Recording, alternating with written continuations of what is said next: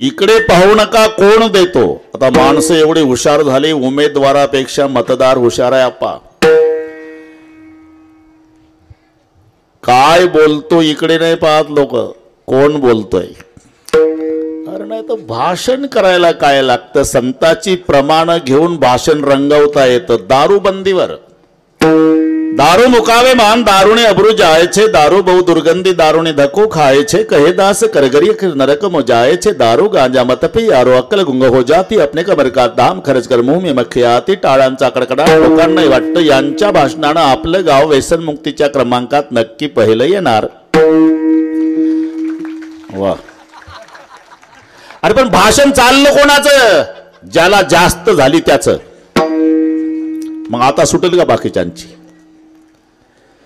म्हणजे बोलतो काय यापेक्षा बोलतोय कोण, विषय काय यापेक्षा वक्ता कोण, तसं खातो काय यापेक्षा देतो कोण.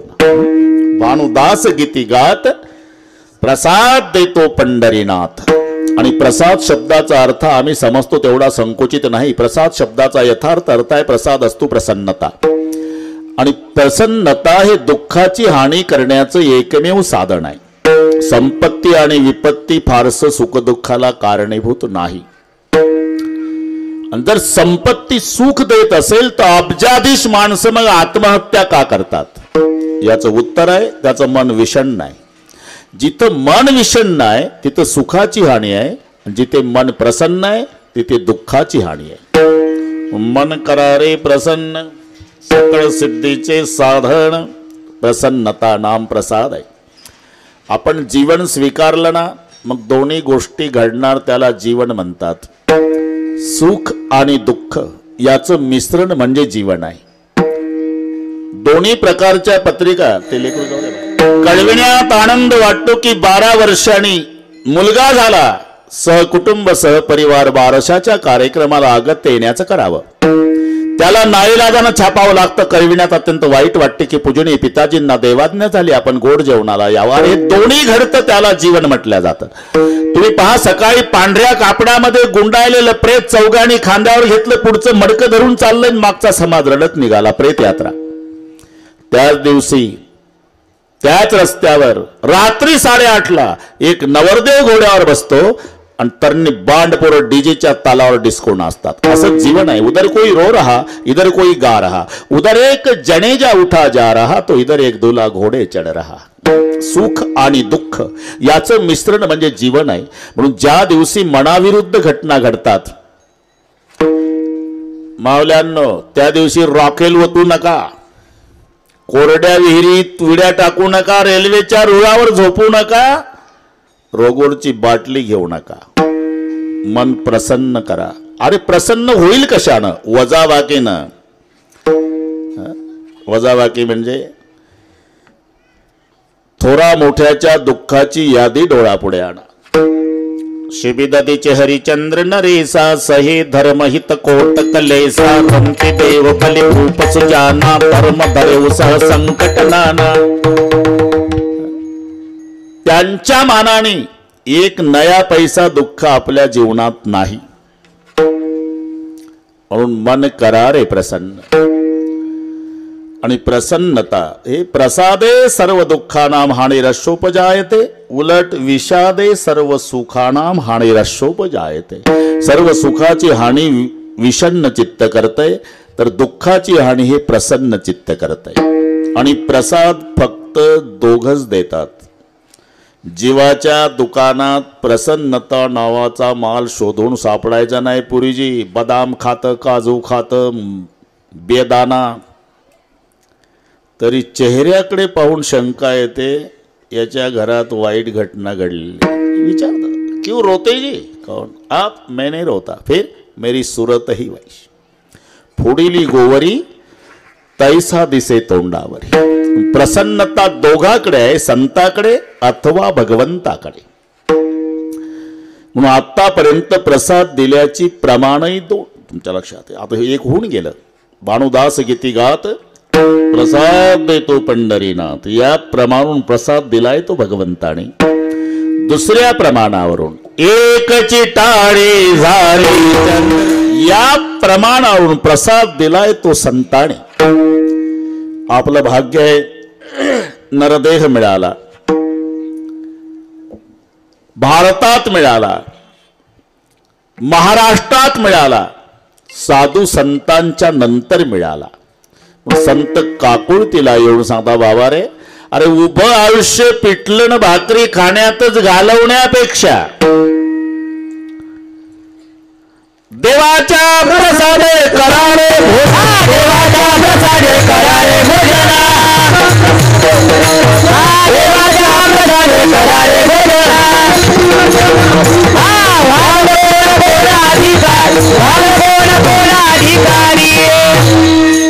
देवाच्या प्रसादे करारे भोजन, वाल कोण कोण अधिकारी. आणि काल्याचं कीर्तन म्हटलं की कीर्तनकाराला बंधन आहे, म्हणजे बाकीच्या दिवशी काही सांगावं असंही स्वातंत्र्य नाही.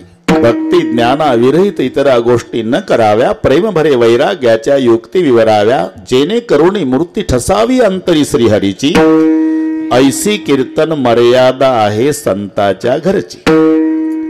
पण त्यातल्या त्यात काल्याचं म्हटलं चरित्र ते उच्चारावे, चरित्र ते उच्चारावे केले देवे गोकुळी. भगवान श्रीकृष्णजींनी गोकुळामध्ये जे चरित्र केलं त्याचं उच्चारण काल्याच्या कीर्तनात करायचं आहे, आचरण नाही, उच्चारण. मला काही जमलं नाही बाबा संतोष पाटील, ते अवघड चरित्र आहे. आमचं एकदम सोपं आहे. 2च पार्ट्या, इकडे रामाची तिकडे रावणाची. 7 नावं पाठ करायचे की रामायण झालं. राम, लक्ष्मण, भरत, शत्रुघ्न हे 4 भाऊ, रावण, कुंभकर्ण, बिभीषण, बस बोला पुंडलिकावर. यांचं एवढं किचकट आहे, कोणाचा कोणाशी नगडे. पुन्हा हे सरळ आहे, नावापासून विरोध आहे दोघांमध्ये.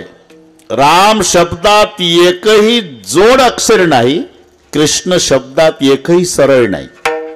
ते त्यांनी केलं सरळ, बरोबर. कला अर्धा र आहे, नला अर्धा श आहे, असा वेल्डिंग केला आहे. कृष्ण राम सरळ आहे. जन्मापासून विरोध आहे.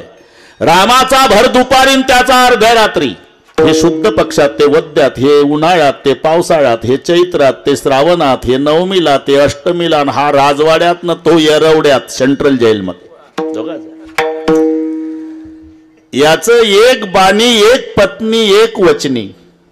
त्या बाबाचं अनेक बाण्या, पुढचं तर पाठच आहे तुम्हाला, 7 दिवस तेच ऐकलं ना. अनेक पत्न्या, अनेक वचन. म्हणून अनेक बाण्या, अनेक पत्न्या, अनेक वचन. या चरित्राचं उच्चारण, एक बाणी, एक पत्नी, एक वचनी, या चरित्राचं आचरण. चरित्र ते उच्चारावे, आचरावे नाही. आणि सर्वांना पाठ आहे. आता आमच्या संतोष बाबांनी सांगितलेलं आहे. आमच्या संतोष पाटलाचा परमार्थ म्हणजे धुतल्या तांदळासारखा. कधी हाक मारली तर आम्ही येतो, नाही तर हे अवघड होतं प्रकरण आजचं. पैठणच्या पुढे 40 किलोमीटर शेवगाव, तिथे रामायण रात्री संपलं तरी सवयीप्रमाणे, वेळेच्या सवयीप्रमाणे बरोबर 1 तास आधी चालव. एकला मोकळे करतो तुम्हाला. आता रात्रीचं कीर्तन नांदेडला आहे आणि उद्या सकाळीचं दौंडला आहे. तुम्ही घ्या विश्रांती, आमचं सांगतो. संतोष पाटील आता 70 चालू आहे, पण ते 5-6 तास अजूनही बोलतो. ते चांगला आवेशात बोलतोच. काही रात्री रावण मारला, खूप ताकद लागली, तरी इथं बरोबरच. आनंद वाटला. सगळ्या मांडणेकराचं दर्शन झालं. परमार्थानं संस्कारित असणारं हे गाव. आम्ही फक्त ऐकून होतो. सुगंध येत होता, पण फुल बघायचा योग आज आला. निमित्त मांडणे करायचं आहे, पण त्या निमित्ताने सर्वांचं दर्शन झालं. आप्पा बऱ्याच दिवसांनी. बस आमच्या संतोष दादांनी सगळे सांगितलं तुम्हाला. कृष्ण जन्म रात्री 12ला सेंट्रल जेलमध्ये, मामाच्या जेलमध्ये जन्माला आला बघ. आणि ते सौंदर्य पाहिलं ना संतोषराव, बापाला आनंद आवरला नाही. तुझी निढळी कोटी चंद्र सौंदर्य पाहलं आवरला नाही आनंद. वसुदेवानं मिठी मारली आप्पा. देवकी माय रडू लागली. जेल मधलं पतिदेव मिठी मारण्याच्या नका भानगडीत पडू. अहो त्या गेटच्या पुढचा तो दगड बघा. माझ्या भावानं एक एक लेकरू तंगडे धरून फिरवलं. नारळ फोडतय तसं डोकं फोडू फोडू मारलं. 6 मारले ना. मग लपवा लपवा जगजेठे एवढं तरी सोडवा सोडवा मिठी लपवा लपवा जगजेठे. संतोष पाटील याला मायचं प्रेम म्हणतात. अरे पण बापाचं कुठं कमी आहे. लक्षात घ्या फरक एवढाच आहे. मायचं समाजाला दिसतं बापाचं लपून आहे. नाही तर आईपेक्षाही काकणभर जास्त प्रेम बापाचं असते. दवाखान्यात मुलगा आजारी असल्यावर बेडवर बसलेली माय तोंडावून हात फिरवते पेशंटच्या.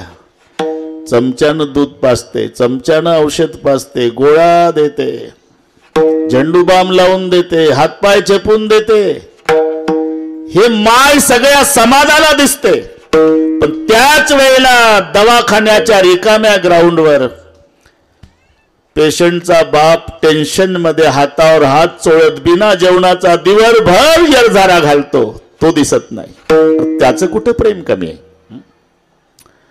माझ्या बोलण्याचा तुम्हाला राग येत असेल मावल्यांनो तर माझ्यावर लाल डोळे करू नका.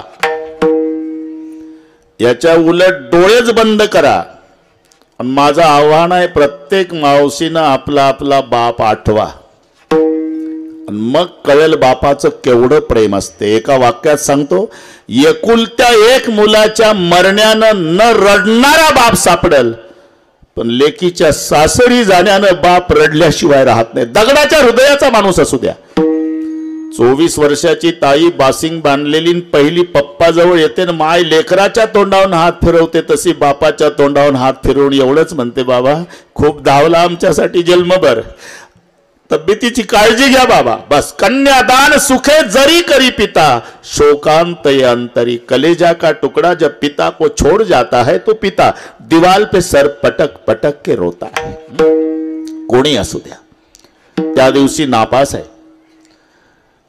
ते माय लेकी अंगणामध्ये एकमेकीला भेटतात, रडतात. गावातल्या 5-25 महिला त्याही रडतात. त्यांनाही कोरोना सारखी लागण होऊन जाते. मग त्यांची चर्चा, केवढी रडती माय, केवढी रडती. अरे केवढं प्रेम आहे आईचं. कोण नाही म्हणतं. आईचं प्रेमच आहे ना. पण त्याच्यापेक्षा पाहायचं का, घरात जा, घरात जा. काय दिसेल तुम्हाला, त्या मुलीचा बाप एकटा बसून असेल, तोही भिंतीकडे तोंड असेल, भिंतीच्या कोपऱ्यात असेल, त्याच्या दोन्ही हातात संतोषदादा उपरणं असेल, आणि 25 वर्षापर्यंत लाडात वाढवलेल्या लेकीचा आठव करू करू बाप उपरणं भिजेपर्यंत एकटा रडत असेल. अरे त्याचं कुठं प्रेम कमी आहे. फक्त मायचं समाज पाहतो, बापाचं लपून आहे. एवढंच लक्षात घ्या. किरकोळ संकटाच्या वेळेला आईची आठवण येते. हे सहज आहे, नैसर्गिक आहे. चालता चालता जर काटा बोचला पायात, सहज म्हणतोय माणूस, आई ग, आई ग. बरं का आप्पा. पण हायवे क्रॉस करताना लक्ष नाही. अर्ध्यात आला तिकडून ट्रक करकचून ब्रेक दाबून 10 फुटावर थांबला. आता आई ग नाही, दोन्ही हात वर करून बाप रे. इथं आई नाही आठवत. आई किरकोळ संकटाच्या वेळी, पण भयानक संकट आलं की सहज शब्द बाप रे असतं. हे इथून वाढलं आपलं. सोडवा सोडवा मिठी लपवा लपवा जगजेठी. हे मायचं देवकीचं प्रेम. आता पुढे सोसाट्याचा वारा आहे, मुसळधार पाऊस आहे, काळी कुट्ट रात्र आहे, यमुनेला पूर आहे, विजाचा कडकडाट. तरी लेकराला टोपल्यात घेतलं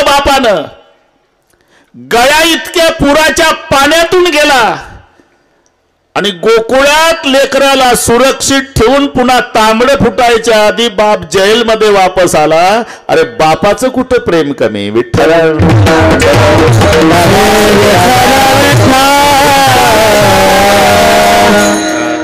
अजून थोडस रामायणात जाऊ बरं का. आपण तुम्ही ऐकलेला आहे पाठ झालाय तुम्हाला.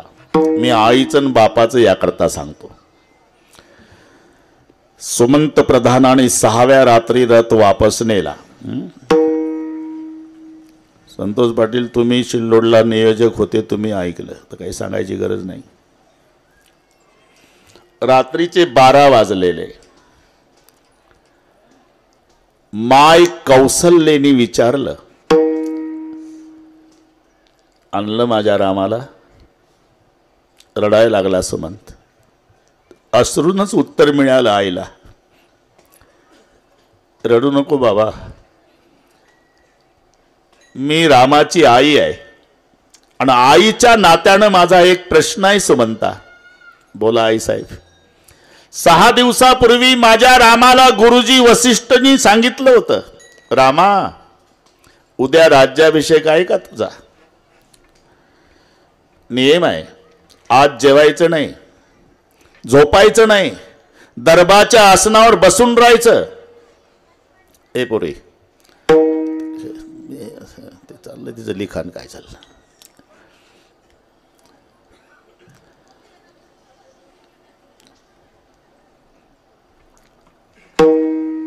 उद्या राज्याभिषेक आहे. माझा राम आदल्या दिवशीच गुरुजीनं उपवाशी ठेवला. उपवास करावा लागतो म्हणे गुरुजी म्हणे. काही खाल्लं नाही माझ्या रामानं. दुसऱ्या दिवशी राज्याभिषेक नाही सुमंता, तसाच उपवासी उठला आणि बिना आंघोळीचा वनवासात गेला. अरे मी माय आहे त्याची. आईच्या नात्यानं माझा एक प्रश्न आहे बाबा, काही खाल्लं होतं माझ्या रामानं. तुम्ही पहा अप्पा, किती मोठं व्हा तुम्ही, किती मोठं व्हा, तरी आईच्या दृष्टीनं तुम्ही तिचं बाळ असता. आणि हा एवढा तुम्ही भाग्यवान आहे संतोष दादा. घरी आल्यावर चौघाचे 4 प्रश्न असतात. पहिला प्रश्न बाप विचारतो, मग मुलगा विचारतो, मग बायकोन, शेवटी आई. तुमचे अनुभव आहे. कमाई करून आला की बाप विचारणार कितना कमाया, मुलगा विचारतो कितना बचाया, बायको विचारती कितना लाया, आणि शेवटी माय बेटा कुछ खाया. हे एकच पात्र आहे जगात तुमच्या जेवणाची चौकशी करणार, एकच पात्र आहे. आणि पहा, आईच्या हातचे साधे पदार्थ असू द्या, पार चटणी भाकरी असू द्या, तरी अमृतासारखी गोडी त्या पदार्थाला. आई मेल्यावर मग ते पदार्थ जन्मभर खा, ती मजा नाही. कारण आईनं लेकरासाठी नुसता स्वयंपाक केला नसतो, त्याच्यात आपलं प्रेम ओतलेलं असते, म्हणून त्या पदार्थाची चव असते. आणि पूर्वीची एखाद्या वेळेला स्वयंपाक चांगला झाला तर भाऊ भाऊ तुटून पडतात, काही ठेवत नाही, रिकामे भांडे. तरी माय तांब्याभर पाणी पिऊन किचन मध्ये समाधानानं बसलेली असते. मोठ्या मुलाला संशय येतो की आपण सगळे खाल्लं, आईसाठी काही राहिलं नाही. मोठा मुलगा किचन मध्ये येतो तर माय समाधानानं पाणी पिऊन बसली. आई काय बेटा, सगळे भाऊ भाऊ जेवलो, आम्ही काही नाही ठेवलं तुझ्याकरता, भांडे रिकामे झाले, तू उपवासीच आहे. नाही, उपवासी नाही माझ्या राजा. मग तुम्ही माझे लेकर पोटभर जेवला ना, त्याच वेळेला माझं पोट भरलं बेटा. याला माय म्हणतात, हे लक्षात ठेवा. म्हणून पहिला प्रश्न विचारला संतोष भाऊ, कुछ खाया था मेरे बेटे ने. सुमंत रडून म्हणतात, खाने के बारे में पूछ रही क्या माँ. 3 दिन बीते बिनु जल पाना. 3 दिवस तिघानं पाणी सुद्धा घेतलं नाही आई साहेब. जब चौथा दिन निकला श्रृंगवेरपुर पहुंचे जाई, श्री भगवान फल कछु खाई. द्याना ठेवून ते आता प्रसाद ठेवून द्यान बसा खाली. असं चाललंय. ते संतोष दादाला जमतं, ते मला जमदाग्नीच म्हणतात लोक, मग मला जमत नाही. कारण आपण एकरूप झालो ना प्रसंगामध्ये. अरे हा आनंद टाटा बिर्लाला नाही ना. हे काय साखरीचा पुडा आणि ते बसले तेल होतं त्याच्यात. जागेवर बसा आता सगळे. विठ्ठल, मी आईचं बापाचं सांगत होतो आपा, मी शुद्धीवर आहे अजून, बरोबर मुद्दा कुठून नाही. बस खाने के बारे में पूछ रही माँ. 3 दिन बिते बिनु जलपाना. तिघानं 3 दिवस पाणी नाही घेतलं आई साहेब. 4था दिवस निघाला तर तो शृंगवेरपूरचा भिल्ल त्यानं रडू रडू आग्रह केला. संतोष भाऊ त्याचा उद्देशही होता, प्रभू आज काहीतरी खा, आमच्या गावात आला तुम्ही. अरे बाबा 3 दिवस झाले मी काही खाल्लं नाही. नसेल खाल्लं पण आज खावं लागेल. का? भिल्ल जमातीचा कलंक मिटवण्यासाठी. प्रभूला कळलं म्हणजे तुम्ही जर काही खाल्लं नाही ना मालक, चंद्र सूर्य असेपर्यंत भिल्ल जमातीला कलंक लागेल. इतिहास लिहिला जाईल की जगाचा बाप भिल्लाच्या गावात उपवासी झोपला होता. आणि जर काही खाल्लं ना मालक तर आमच्या जगातल्या भिल्लांचा गौरव वाढेल. इतिहासवाले लिहितील 3 दिवस जगाचा बाप उपवासी होता पण भिल्ल जमातीने काही खाऊ घालून झोपवला होता. ठीक है लाओ. श्री भगवान फल कछु खाई. सफर कैसी हुई? श्रृंगवेरपुर तक रथ थामा, बाद में नैया थी और बाद में तीनों पैदल गए. पैदल शब्द ऐकला आणि माय कौसल्या रडून म्हणू लागली, रघुनंदन पायी गेला रथ कारे तो आणिला. रात्रीचे 12 वाजले. आईनं वर बघितलं आणि पहिली प्रार्थना सूर्यनारायणाची केली. सूर्यवंशी नारायण, सूर्यवंशी नारायणा माझा राघव येतो वना. सूर्यवंशी दिनकरा तापून नको रे भास्करा. आईचं प्रेम. माझ्या बाळाला 14 वर्षे चटका बसणार नाही सूर्यदेवा याची काळजी घ्या. मग कौसल्या माईनं जमिनीकडे पाहून नमस्कार केला. रात्री 12ची गोष्ट. अहो धरणी माय बहिणी सांभाळावा कोदंड पाणी. इथपर्यंत ठीक आहे. आता बापाचं. सुमंत प्रधान पुढे आले. निश्चेष्ट पडलेला राजा 6 दिवसापासून जमिनीवर पडलेला, डोळे मिटलेले, पण जबाबदारी आहे प्रधानावर, सांगावं लागणार निरोप. जय जीव या शब्दाचा उच्चार केला आणि दशरथजीनं ओळखलं माझा सुमंत आला. देखी सचिव जय जीव कही कीने उदंड प्रणाम.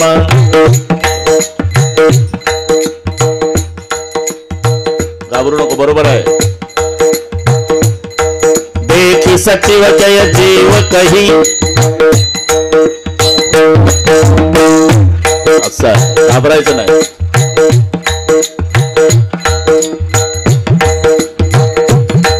देखी सचिव जय जीव कही कीने उदंड प्रणाम. सुनत उद्या कुलमुखती. खड़े हो गए. कहो सुमंत राम सियावर रामचंद्र. असं केलं की एकदम कट करून टाकायचं. ताड़कन उठले. लाया मेरे राम को. 14 साल के पहले कोई नहीं आएगा और किसी को नहीं लाया सरकार, किसी को नहीं लाया. परिणाम राम राम कही राम, राम राम कही राम. तनु परिहरी रघुवर विरह राहू गये सुरधाम. 6 वेळा रामाचं नाव घेऊन राजा दशरथानं प्राण सोडला. दृष्टांत संपला आपा. माय कौसल्येचं प्रेम तिनं रामासाठी हंबरडा फोडला. बापाचं दशरथाचं प्रेम त्यानं लेकासाठी प्राण सोडला. कोणाचं कमी वाटतंय तुम्हाला? इथून वाढलं आपलं सोडवा सोडवा मिठी. इथून गेलो आपण तिकडे अयोध्या. लपवा लपवा जगजेठ. आणि पुन्हा घाई करा, घाई. उशीर लावू नका. जणी कंसासी कळलं, जणी कंसासी कळलं माझ्या बाळाशी मारिल. बस. इकडचा बाबा तिकडे नेला आणि तिकडची बेबी इकडे आणली. 7 दिवस आपण ऐकलं. रळे माया करे आकांत. तिकडे भगवान रांगू लागले. रांगता रांगता चालू लागले. नव्हे अनेक उपाय कंसाने केले. कागासूर, बकासूर, रिठासूर, शकटासूर, पुतना मावशी, माबळ भट पण देवानं 12 वाजेपर्यंत सगळे संपवले. अवघी दैत्य खानी बुडविली. मराठीच आहे पण थोडा थोडा बदल असा होतो. 12 गाव पर बोली बदले, तरुवर बदले शाखा, बुड्ढा पामे केस बदले, लखंड बदले लाखा. 12 गावानंतर भाषा बदलते. संतोष भाऊ, आम्ही त्या कोपरगावाकडे जायचो, नुकताच कीर्तन करायला लागलो होतो. 84-85 ची गोष्ट आहे. आणि मग तेव्हा काय एसटीतून उतरायचं आपलं ते सामान. तुम्ही आले आणि तुमची पिशी, मला वाटतं पुढचं कळलं तुम्हाला. कोपरगाव बरोबर आहे. तुमची पिशी. आता नागपूरकडे पागलबाईला पिशी म्हणतात. मी म्हटलं बाबा मला चांगली नाही पिशी नाही. अहो ते सामानाची. अरे मग पिशवी म्हणणं, पिशी काय. हे 12 गाव पर बोली बदले. कुठे कमळाचा ळचा ड होतो, कुठे ळचा ये होतो, कुठे ल होतो. कोकणामध्ये कमळाचा ळचा ल. जळगाव भागात ड. जळगावच्या नडावर केड खाल्लं म्हणते. आहे का कोणी तिकडचं. ठीक आहे. नागपूरकडे ये, जळगाव. आणि कोकणात ल होतो. सगळी मंडळी तिकडचं आहे प्रमाण. का ग बगरीटा मारल्यान गो बळीन पाताळी घातल्यान गो. अवघी दैत्य खाणी बुडविली. आणि मग कंसानं मीटिंग घेतली. मावशी पुढे सरकून घ्या, त्या उन्हात आहे मावल्या. सरका पुढे, सरका पुढे, थोडं थोडं माझ्याकडे, माझ्याकडे सरका. पुढच्या मावश्या सरका पुढे, सरका पुढे, सरका पुढे. असं ऐकतात रे बाबा. नाही तर कोण कोणाचं ऐकतंय सध्या. एवढंच एक क्षेत्र आहे, विनंतीला मान देतं बरं का आप्पा. नाही तर मग मोठ्या मोठ्यांना म्हणू दे, अजिबात नाही ऐकत. हे एवढ्याच क्षेत्रामध्ये राहिलं थोडंसं. आता सरकून घ्या पुढे, सरकून घ्या पुढे. हा बा जमला, आता जमला, जमलं रे बाबा.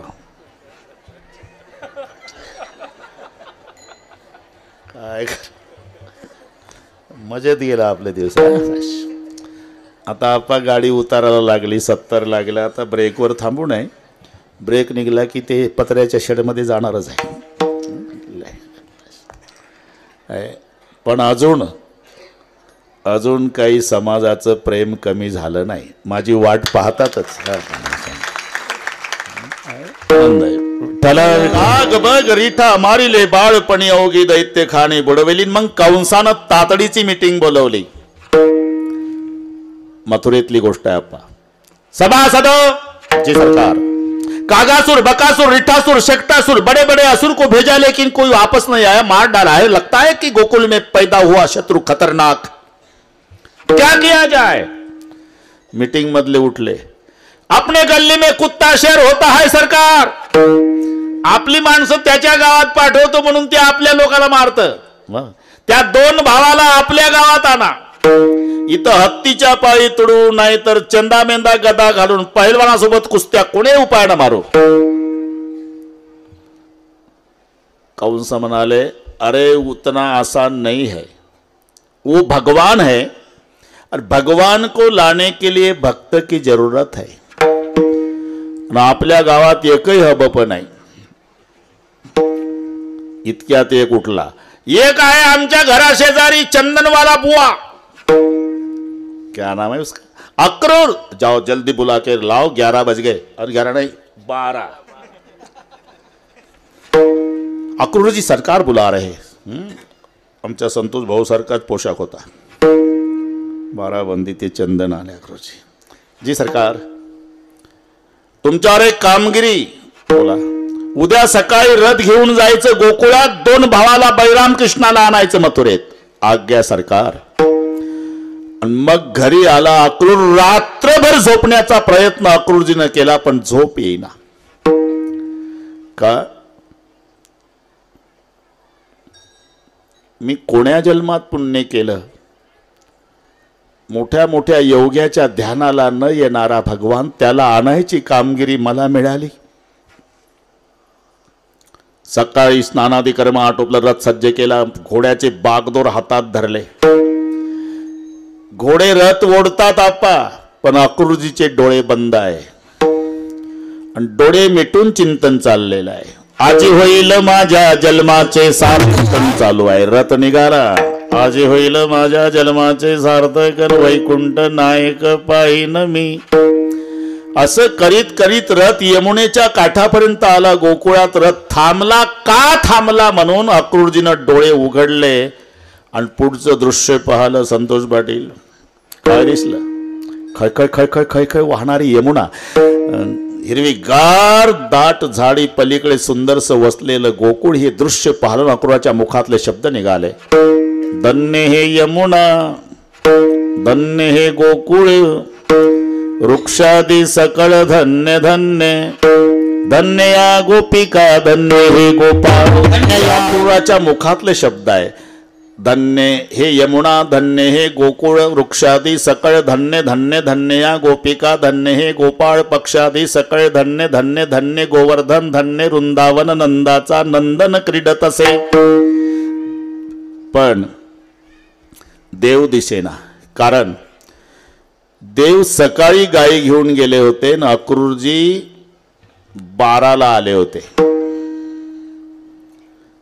पण अक्रूरानं बघितलं, शंख चक्र गदा पद्म चिन्ह उठलेल्या पाऊल खुणा. बस आता देव मांडण्यात नाही. देव गाय घेऊन गेला. आपण दिवसभर इथंच थांबावं म्हणजे सायंकाळी एकट्याला दर्शन होईल, म्हणून अक्रूरजीनं निर्णय घेतला. गायीच्या मागे कृष्णाची पाऊले, नाक्रूरे घातले लोटांगड, गडबडा लोळे भूमीवरी, ब्रह्मादिकासी दुर्लभ येथील माती उचलुनी हाती मुखे घाली. हा दिवसभर कार्यक्रम चालला. घाबरू नका, फार लवकर झालं सुरू. अरे मोठ्या मोठ्या ठिकाणी बरं का, आपण नाव सांगत नाही, लाईट गेल्यावर जनरेटर सुरू होत नाही. 10 मिनिट झाले तरी. अरे म्हटलं जनरेटर आहे म्हणता ना? आहे म्हणे बाबा, पण डिझेल नाही. मग डिझेलला कुठं गेलं? ते भोकरदनला गेलं. भोकरदन डिझेल कधी येईल? संध्याकाळी. मग करा काला.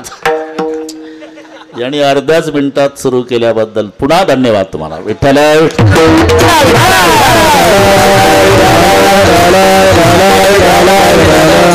अरे होतच असते, घाबरायचं नाही, अजिबात घाबरायचं नाही. तुम्ही आम्ही खेळी मेळीन गदा रोळी आनंद चालत, त्याचा काय दोष आहे त्याच्यात?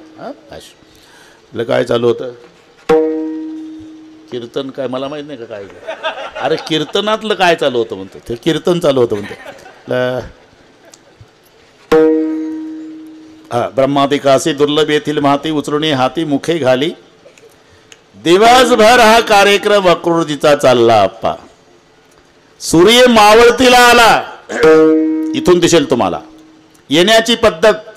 12व्या वर्षात पदार्पण आहे कृष्णजीचं.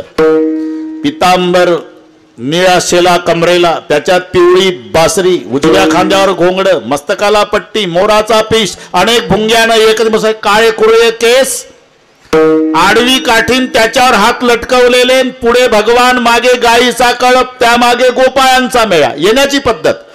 वासराच्या वडीनं गायी घाई घाई घाई घाई येत होत्या. त्यांच्या खुरानं धूळ उडली. ती पांढरी धूळ सावळ्या कृष्णाच्या अंगावर येऊन बसल्यानं पांढरा झाला देव. मावळत्या सूर्याच्या तांबड्या किरणात पिवळा दिसू लागला. ते सौंदर्य पाहलं. माय रानातून आल्यावर भुकेलेलं लेकरू आईकडे पळत जात, तसा अक्रूरजी पळत गेला आणि जगाच्या बापाच्या पायाला मिठी मारली. इतके रडले पाणी परात कोहात चुवई नाही, नैनन के जल से पग धोये. अक्रूरजीनं देवाचे पाय अश्रूनं भिजवले. देव उभे राहिले पायाला मिठी मारल्यामुळे. गायीचा कळपही थांबला आणि त्याच्या मागचं गोपाळाचं टोळकं थांबलं. इथून दिसेल तुम्हाला. त्या गोपाळात मुख्य पेंद्या होता. पेंद्या. आणि हे सगळे भोळे बाबडे गोपाळ त्या पेंद्याला म्हणू लागले, पेंद्यासी पुसती अवघे गडी जेव्हा अन कोण हारे बावा आला येते. पेंद्या कोण्या गावचा बुवा आहे ऱ्या? पेंद्या म्हणला मी दिवसभर तुमच्या सोबतच राहणार आहे, मला तरी काय माहिती. हा बुवा याच्यापूर्वी कधी आपल्या गावात आलता का?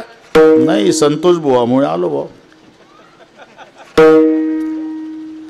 अरे याच्यापूर्वी कधी? नाही, कधीच आला नाही, पहिल्यांदाच आला ना.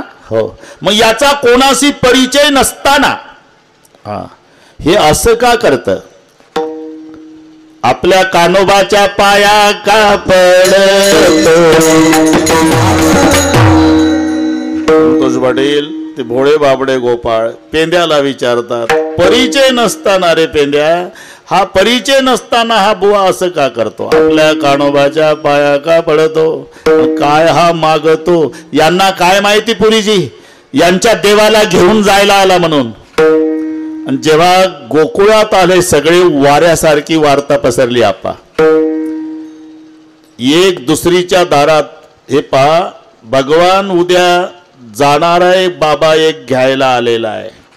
वासरं सोडली, दिवसभराची उपवासी, गाईला पित नाही. जनावरावरचा परिणाम. गाई चारा खात नाही, कोणी स्वयंपाक करीत नाही, कोणी कोणाशी बोलत नाही. एक दुसरीच्या दारात सायंकाळी झोपली का ग? इकडे काय तुला काही कळलं का? काय आपल्या कृष्णाला घेऊन जायला मथुरेहून एक बुवा आला. जा झोप घरी, घेऊन जायला आला. एवढं सोपं आहे का ग? ज्याच्यासाठी सासू सासऱ्याच्या शिव्या खाल्ल्या, जन्मभर नवऱ्याच्या लाता खाल्ल्या आपण, तरी त्याच्यावरच तीभर प्रेम कमी होऊ दिलं नाही, तो भगवान आपल्याला सोडून जाणार आहे का? मलाही तसंच वाटत होतं ग, पण खात्रीशीर जे कळालं ते सांगायला आले. तो घेऊन जायला आला यात नवल नाही. आपला देव जायला तयार झाला. कधी? उद्या सकाळी जातो भगवंत मथुरेस. वाऱ्यासारखी वार्ता पसरली. प्रातकाळी मात झाली गोकुळात, जातो भगवंत मथुरेसी. यशोदा मायची अवस्था ती तर झोपलीच नाही. संतोष पाटील सकाळी सकाळी पहाट व्हायच्या आधी माय पायशाकडे बसली. आपा तिला कळालं माझा कृष्ण आता कायमचा सोडून जातोय. देवाची जी पावलं होती ना छातीला लावली आईनं. 12व्या वर्षात पदार्पण झालेलं आहे. देवानं पायात काही घातलं नाही 12 वर्षाचं होईपर्यंत. दिवसभर गाईच्या माग बिना चपलाचा फिरला. तळपाय गरम आले होते आणि ते गरम पावलं छातीला लावले मायनं. ते गरम पावलं लागले छातीला तेव्हा आईच्या डोळ्याला धारा लागल्या.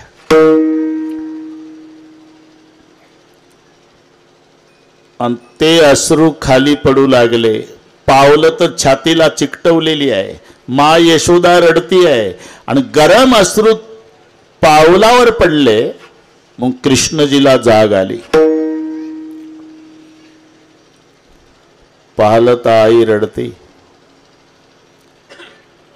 आई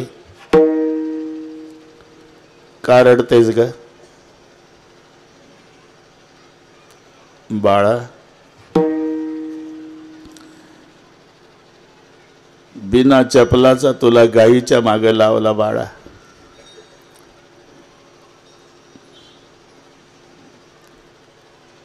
तू मला कायमचा सोडून जाणार आहेस. आईचे अश्रू पुसले देवाना. तुझा दोष नाही बेटा, माझंच नसीब फुटका आहे. तयारी झाली, रथ सज्ज झाला. बलराम दादा आणि कृष्ण भगवान रथात विराजमान. नंद पाटिल आले. कान्हा मैंने आपको पहचाना नहीं था बेटा, तो दुनिया का बाप मेरा बेटा बन के आया था। गोकुल में अज्ञान के भांति पिता के नाते कभी ताड़न किया होगा लाला, तो पिता बेटे को आशीर्वाद देता है, लेकिन तुम्हारा पिता क्षमा मांगता है। कान्हा मुझे क्षमा करो। बाप रडतोय, माँ यशोदा गळ्याला बिलगली। कृष्णा 2 रुपयाचा माठ फोडला होता मातीचा, त्याच्या बदल्यात मी तुला अख्खा दिवस उखळ्याला बांधला होता राजा, तेवढं विसरून जा. जिथे सुख मिळेल तिथे सुखानं राहा माझ्या बाळा, पण या खेड्यातल्या गरिबीन आईला विसरू नको. तशी आठवण नाही झाली ना बेटा तर दही भात खाताना तरी या गरिबीन माईची आठवण येऊ देत जा. आईचे डोळे पुसले देव म्हणले, आई प्रतिज्ञा करतोय आजपासून तुझा कृष्ण दही भात खाणार नाही, प्रतिज्ञा केली.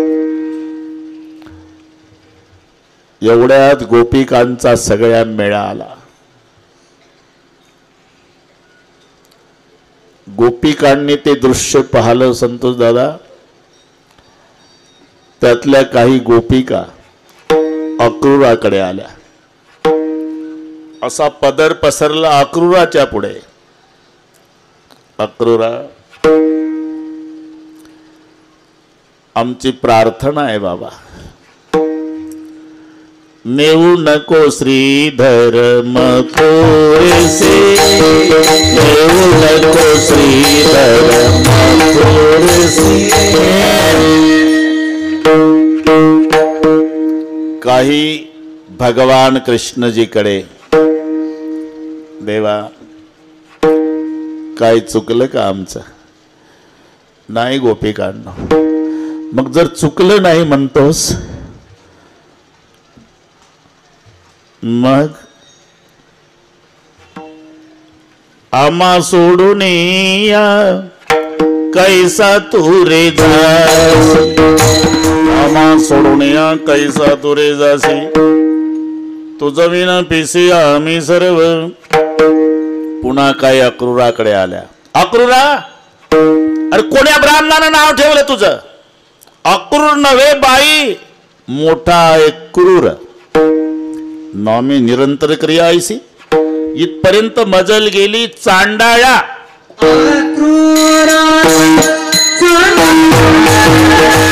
अक्रूरा चांडाळा, तुझं कोणी धाडीला का घात करू आलासी वदिसी सकळ्या. सगळ्या गोपिका रडायला लागल्या. जेव्हा बलराम दादा कृष्णजी रथात विराजमान होऊन निघणार, रथी चढले वनमाळी.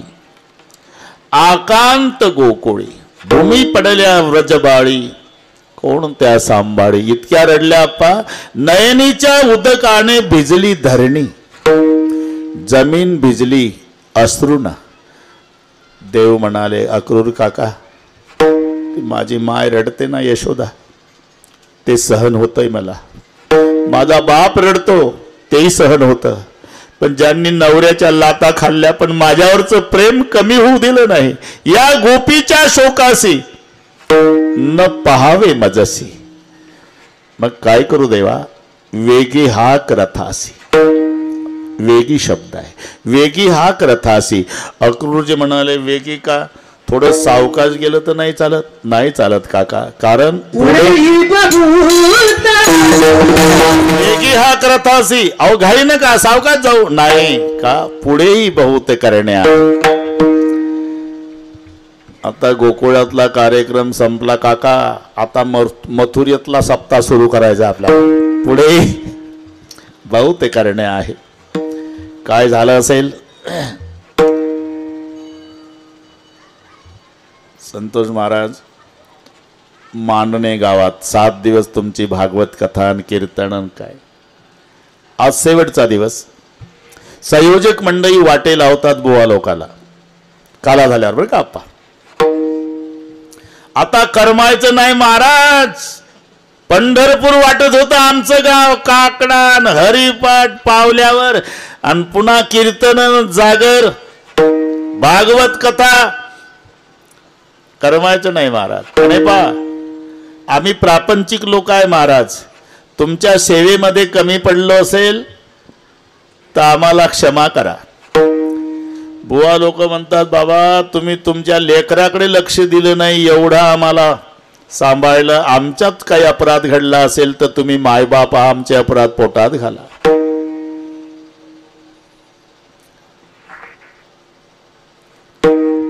येतो बरं का. बोवा लोक गायनाचार्य असेल, भागवतकार असेल, गावकरी रडतात. आता करमायचं नाही महाराज, पुढच्या वर्षी या महाराज. जरूर येऊ. पुढच्या वर्षी या महाराज. येऊ महाराज, पुढच्या वर्षी या. अरे पुढच्या वर्षी येणाऱ्या बुवाबद्दल आता जाताना गाव रडतं. गोकुळात कधीच न येणाऱ्या देवाबद्दल काय झालं असेल. आकांत गोकुळ 4-5 पावलं टाकले असेल घोड्यानं. ते एकत्रित खेळलेले गोपाळ धावले. पेंद्या, वाकड्या, बोबड्या, सुदाम्या, श्रीदाम्या, मधु, मंगल, कृष्णा उडी टाकली. देवानंद सगळ्याच्या गळ्याला बिलगू बिलगू रडले. कृष्णा, तुझ्यामुळे सहन करत होते गाववाले, आता आम्हाला बदलून काढतील बाबा. कब आओगे काना. अरे काना कब आओगे. रोना नहीं, परसों आऊंगा. परसों बोल के गया, बरसों बीत गए तो भी नहीं आया. श्री कृष्ण चंद्र मथुरा को गए हैं, मथुरा से गोकुल को आना नहीं है. वेगी हाक. घाई न चाला काका. अहो पण घाई का. सांगितलं ना तुम्हाला, पुढेही बहुत करणे आहे. काय करणे आहे. मी ज्याच्या करता आलो ते करणे आहे. कशा करता आला. ज्याच्या करता मी आलो ते करणे आहे. कशा करता आला. आहे तुका म्हणे. हो तुका म्हणे, तो म्हणे का. तोही म्हणे. श्री भगवान वाच यदा यदा हि धर्मस्य ग्लानिर्भवति भारत अभ्युत्थानम धर्मस्य तदात्मानं सृजाम्यहम्. भगवान म्हणे. आपण तुम्ही तर वेगळं ठरवलं देवा. काय तिथे जाऊन म्हणे कंस मारायचा आहे, उग्रसेन राज्यावर बसवायचा आहे, मला सांगता धर्माची संस्थापना करायची. त्यालाच म्हणतात काका धर्माची संस्थापना. धर्म काय पदार्थ आहे का. तो धर्मीच्या आश्रयाने असतो. रामाचं भांडण रावणासोबत नाही, कृष्णाचं भांडण कंसासोबत नाही. आणि व्यक्तीसोबत भांडत असेल तर तो भगवंतच ठरत नाही. भांडण अधर्मासोबत आहे आप्पा. रावण अधर्मी म्हणून मारला, विभीषण धर्मी म्हणून राज्यावर बसवला. कंस अधर्मी म्हणून मारला, उग्रसेन धर्मी म्हणून राज्यावर बसवला. म्हणजे अधर्मीला मारणं, धर्मीच्या ताब्यात राज्य देणं, याला म्हणतात धर्माची संस्थापना करणं. आहे तुका म्हणे धर्म. स्वानासी भोजन दिले पंचामृत तरी त्याचे चित्त हाडावर. याला स्वभाव म्हणतात. ज्याचा जो स्वभाव आहे, किती प्रयत्न करा. मराठी भाषेत म्हण आहे आप्पा, जित्याची खोड मेल्याशिवाय जात नाही. मेल तरी नाही जात. पहाटेची वेळ होती. संतोष पाटील टांगेवाला झोपला. पुण्यातली घोडं उठ. प्रवाशानं उठवलं तर उठलं. घोडं सोडलं, जोडलं टांग्याला. बसला प्रवासी. निघाला. 2 मिनिटात घोडा थांबला. उतरला. डॅन्स केला. पुन्हा चालला. थांबला. डॅन्स केला. चालला. थांबला. डॅन्स केला. चालला. थांबला. डॅन्स केला. 5 वेळा झालं. प्रवासी वैत आला. ए टांग्यावाल्या, स्वारगेटला जायचं, गाडी मिळाली पाहिजे, बसला डॅन्स करत. तुम्ही झोपत न उठवलं पाटील. फुकट नव्हतो का. फुकट नाही पाटील. माझ्याकडे 2 घोडे आहे, वरातीचं टांग्याचं. जसा झोपत न उठलो, घोडं सोडलं, टांग्याला जोडलं. पण आता लक्षात आलं, टांग्याचं घरी राहिलं आणि वरातीचं टांग्याला आलं. मग ते डॅन्स केल्याशिवाय स्वारगेटला जात. त्याला म्हणतात स्वभाव. कसं आधी होता वाग्या, आधी होता वाग्या. जो स्वभाव आहे, मला माहिती तुझ्यात बदल होणार नाही. मग यशोदा म्हणली, गावात राहू नको.